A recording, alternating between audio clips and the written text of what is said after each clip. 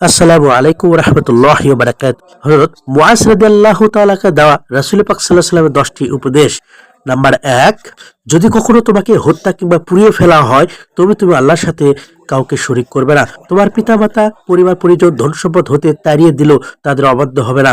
ইচ্ছাকৃতভাবে কখনোই ফরজ নামাজ ত্যাগ করবে না। স্বেচ্ছায় ত্যাগ করলে তার ব্যাপারে আল্লাহ তাআলা রাসূলের কোনো দায়িত্ব থাকবে না। কিছুতেই শরাব বা হারাম পানীয় পান করবে না, যা সমস্ত অশ্লীল কাজের মূল। সব রকমের পাপ কার্য হতে নিজেকে দূরে রাখবে, তা না হলে আল্লাহর গজব অবতীর্ণ হবে। চরম কঠিন মুহূর্তে জিহাদের ময়দানে পরিত্যাগ করবে না।